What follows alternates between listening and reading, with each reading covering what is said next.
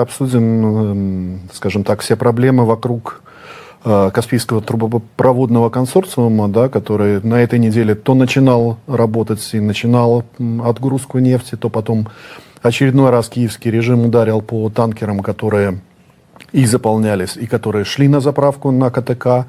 Опять приостановлен маршрут поставки нефти, которая добывается на казахстанских месторождениях, да, опять был приостановлен. Вот на твой взгляд, как это скажется на мировом рынке нефти, нефтепродуктов? Ну и потихонечку я тебя подвожу к проблемам как в Ормузском проливе, так и в Баб-эль-Мандебском.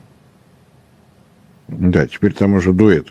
Были встречи, я так понимаю, по инициативе казахстанской страны министра энергетики с послом Соединенных Штатов. Вопросы задавались, не могли бы вы ваших подчиненных в чувство привести. И был запрос со стороны компании «Шеврон», что Тенгиз Шеврон Ойл, компания-оператор проекта, это тот самый «Шеврон», без всяких дополнительных слов. Он, разумеется, недоволен происходящим, обратился в департамент, в Госдепартамент. Реагировал Госдепартамент или нет, сказать сложно. Ситуация для Казахстана на самом деле крайне неприятная. Да, в очередной раз то, что успели отправить, освободили какие-то емкости под прием новых объемов нефти, но если ситуация не придет в норму, долго эти отгрузки продолжаться, вернее, добычу в обычном объеме все равно вынуждены будут сокращать. И здесь удивительная ситуация. Если посмотреть на отчетность тех компаний, которые входят в консорциумы, добывающими нефть в Казахстане, то обнаружится, что у них как раз все в порядке. Растет прибыль у «Шеврона», растет прибыль у «Шелла», растет прибыль у «Уйни». Причина понятна. Это международные компании, добывающие нефть в самых разных регионах. Да, есть проблемы у стран Персидского залива, но добывать нефть в Африке, в Южной Америке никто не мешает, цены выросли, у всех все хорошо, кроме Казахстана.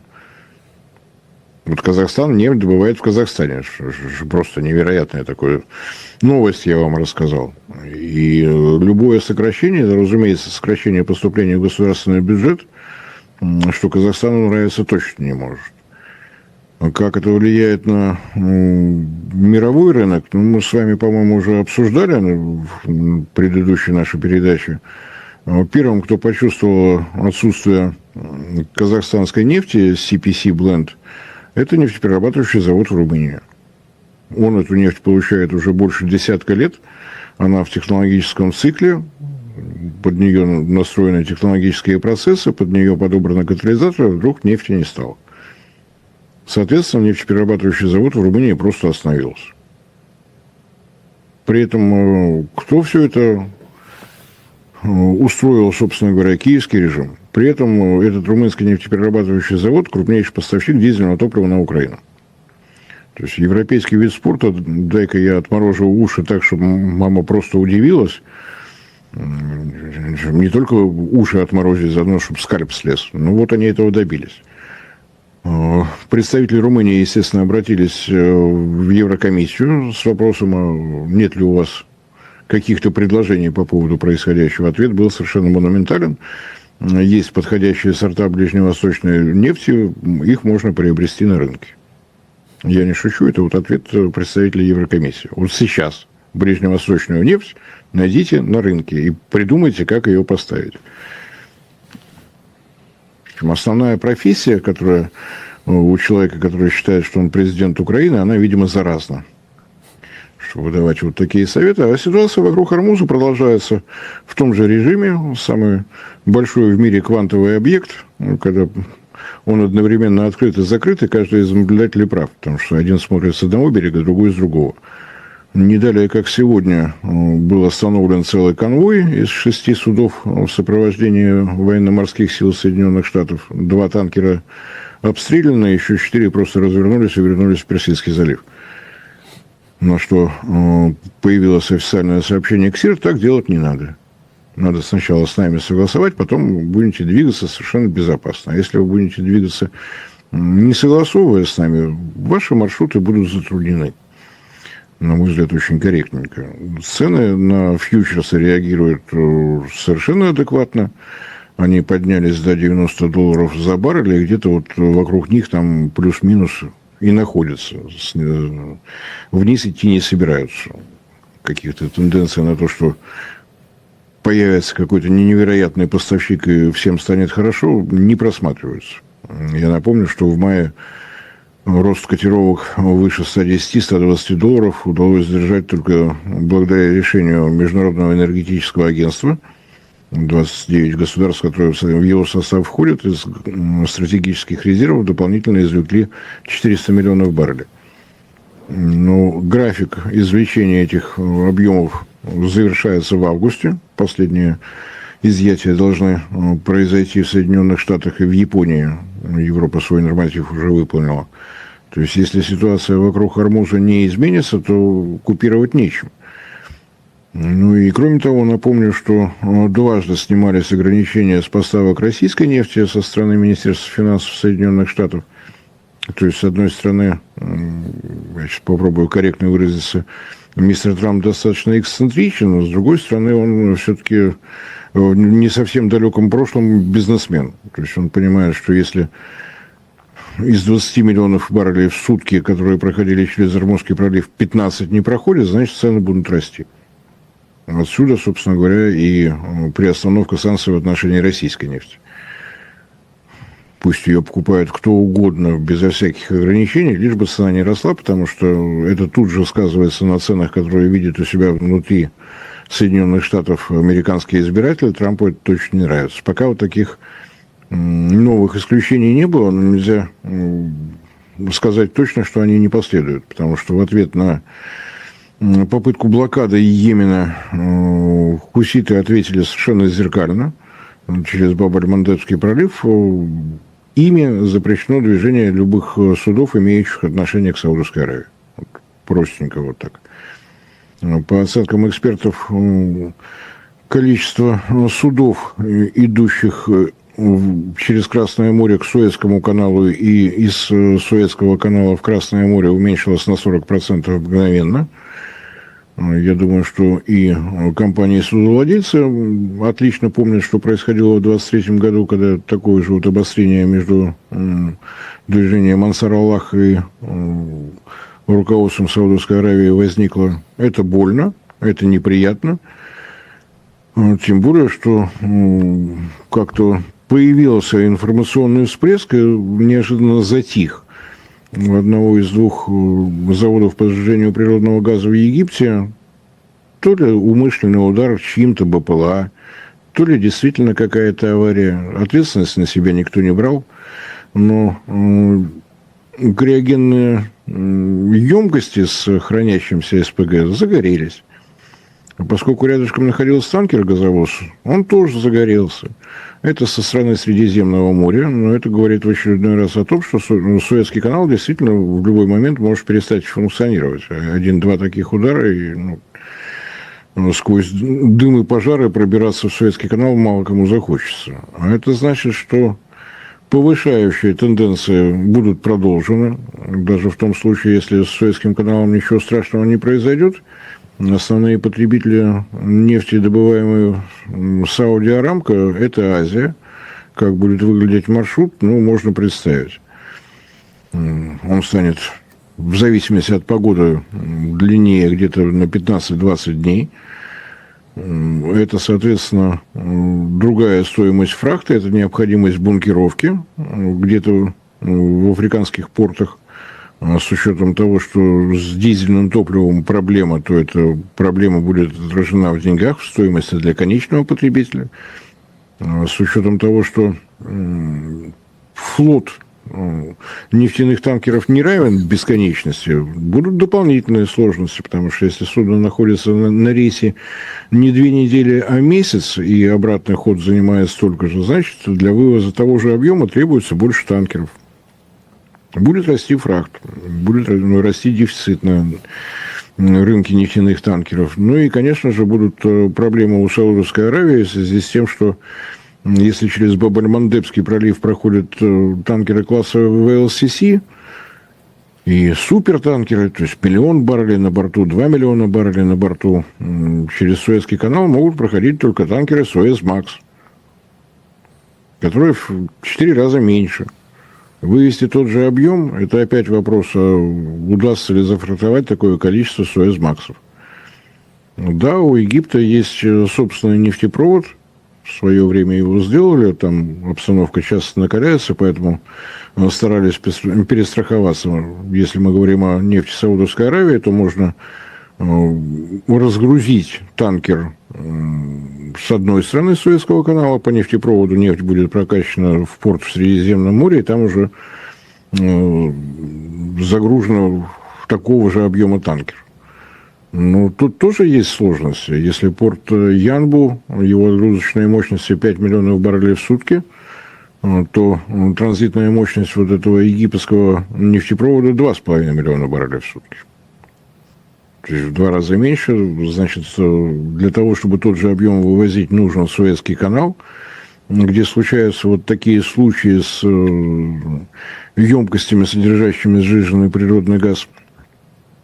Так что тенденции к снижению цены нет. С одной стороны. С другой стороны, если горит СПГ, значит, завод работает. Правильно? Правильно. Это значит, что железная логика, да. Газ поступает. Газ может поступать только с месторождений на израильском шельфе. Значит, все та же компания «Шеврон», которая является оператором «Левиафана» и «Тамара», тревожность себя сняла, добыча восстановлена, значит, и правительство Израиля разрешило это сделать, значит, хотя бы с этой страны какая-то отдушина для тех же европейских потребителей имела место быть. Из Египта сейчас не поступают сообщения, будет ли продолжаться производство СПГ, будут ли продолжаться отгрузки. На всякий случай напоминаю, что у Египта 2 завода по сжижению газа. Один с одной стороны Суэцкого канала, другой с другой. Для Египта это максимально удобно.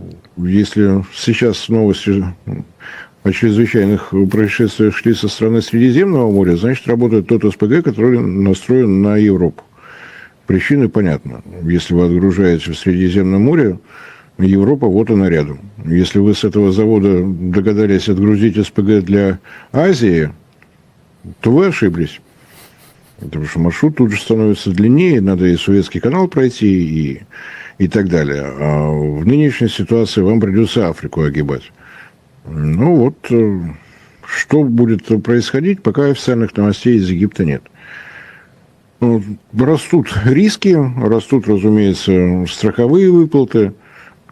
Страховые компании, разумеется, включают все военные риски в стоимость полиса. И в очередной раз напоминаю, что все это вместе взятое можно считать рекламной кампанией Северного морского пути.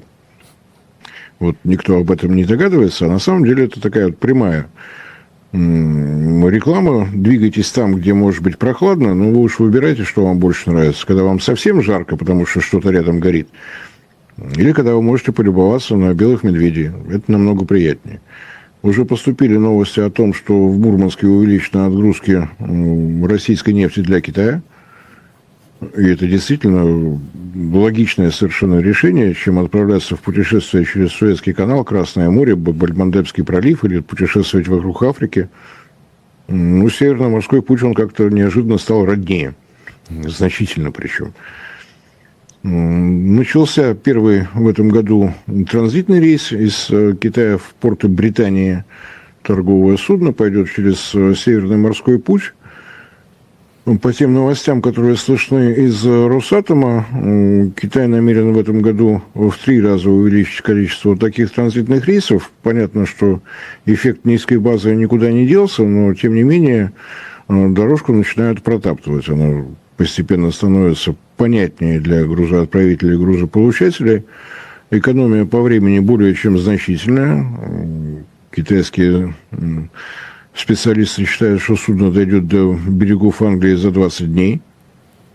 Это на 12 суток короче, чем путешествие по традиционным южным маршрутам. А южные маршруты сейчас добавили к себе еще и экзотики, так скажем. Я надеюсь, что достаточно мягко выразился. Так что вот такая странная ситуация. Для России ни в коем случае в долгосрочной перспективе невыгодно поражение Ирана, это понятно. Мы, собственно говоря, такой коалиции еще не возникла, коалиция стран, находящихся под западными санкциями, но, в принципе, неформально можно считать, что Россия и Иран точно в нее входят. Для нас благополучный Иран – это выход на рынки стран Персидского залива.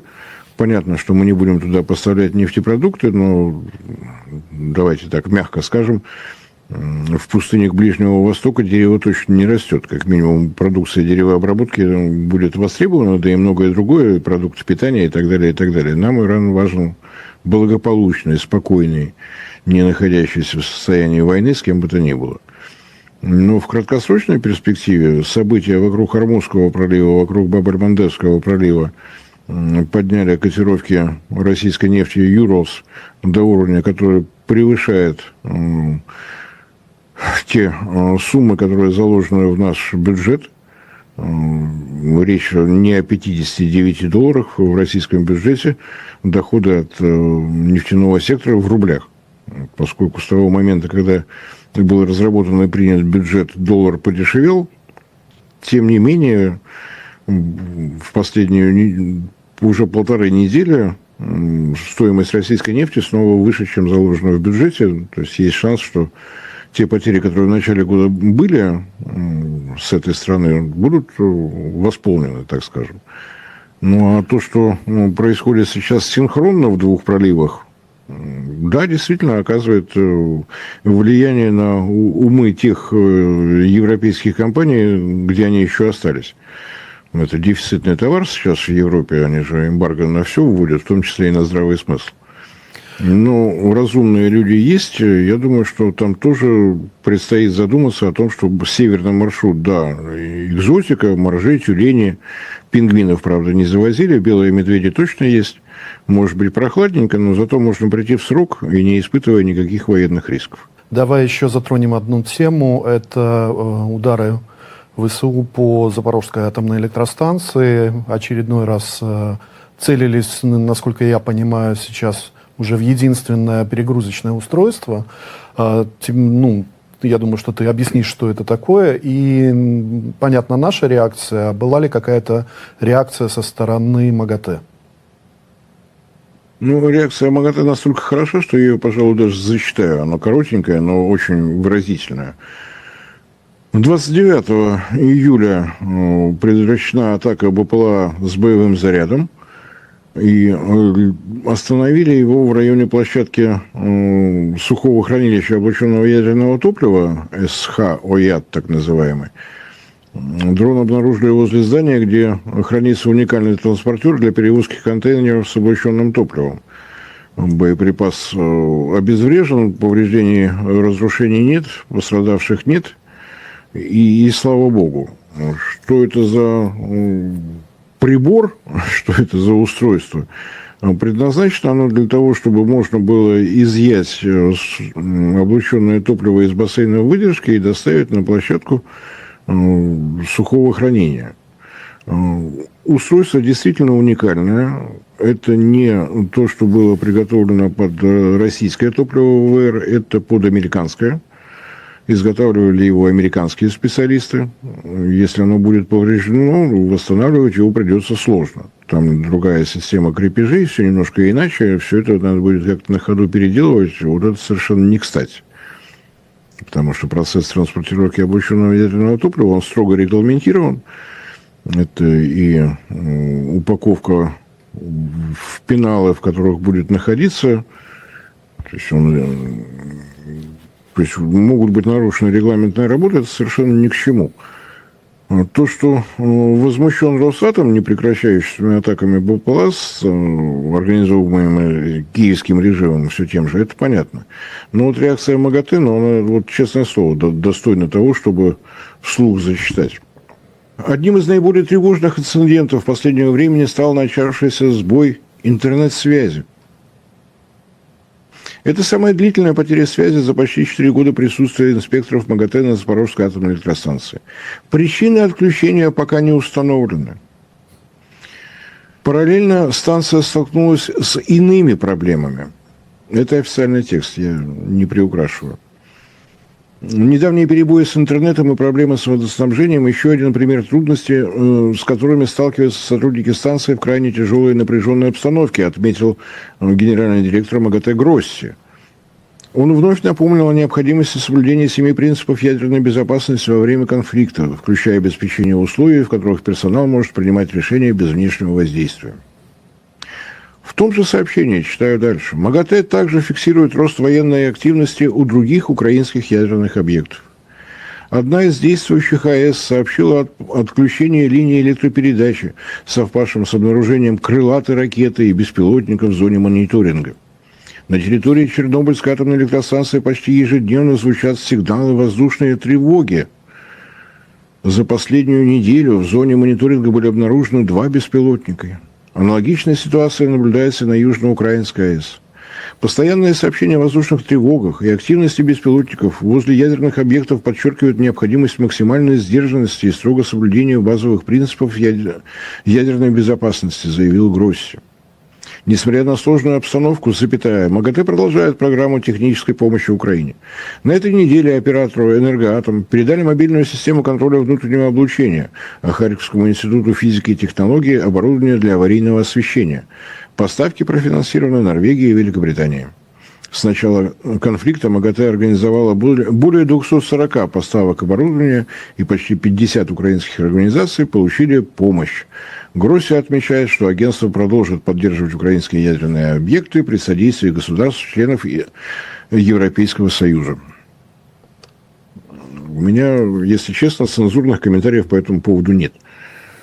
На глазах у инспекторов МАГАТЭ наносится удар, в общем-то, по критически важному оборудованию, но самая большая тревога о том, что отключили интернет. А если летает крылатая ракета, то прекращается внешнее снабжение электроэнергии Южноукраинской атомной электростанции. В огороде Бузина, в Киеве, дядька. Вот там летает самолет, а у меня перестала работать линия электропередачи. Как одно с другим связано, совершенно непонятно. Что касается работы Запорожской атомной электростанции, то я напомню, что с марта не работает одна из линий электропередач. Из 2 осталась одна, и, в общем-то, все относятся к этому совершенно спокойно, чуть ли не штатная ситуация. МАГАТЭ этого не замечает. МАГАТЭ не замечает вот таких ударов. Я с уважением отношусь к этой организации, которая действительно многое сделала для развития атомных технологий в мире, но вот такое отношение к тому, что происходит вокруг Запорожской атомной электростанции, такое отношение, которое МАГАТЭ демонстрировало по отношению к событиям вокруг Курской атомной электростанции, к обстрелам Бушерской атомной электростанции, вызывает здоровое удивление. Не собираюсь его обобщать, но лично для меня падение авторитета МАГАТЭ совершенно видно невооруженным глазом. Очень странно. Очень странно. И действительно ли отвечает МАГАТЭ, действия МАГАТЭ собственному уставу, для меня большой вопрос. Думаю, что поднимать вопрос об отношении руководства МАГАТЭ к выполнению своих обязанностей надо поднимать неоднократно на всех уровнях, на которых это доступно. Скажем так. Сотрудникам Запорожской атомной электростанции горячие слова уважения в такой обстановке продолжать работать, продолжать поддерживать безопасность на объекте дорогого стоит. Что бы произошло, если бы все-таки удары по вот этому транспортировочному устройству достигли цели? Ну, как минимум, возникла бы необходимость ремонтировать, в зависимости от того, что нес на себе этот БПЛА.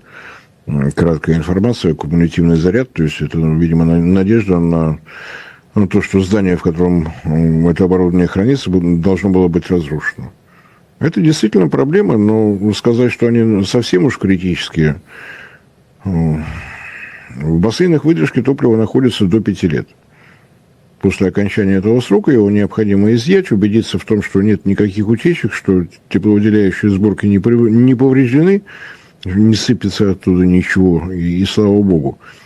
После этого оно должно быть размещено вот на этом устройстве, помещено в специальный пенал, который заправляют аргоном, инертный газ, чтобы химической реакции не было.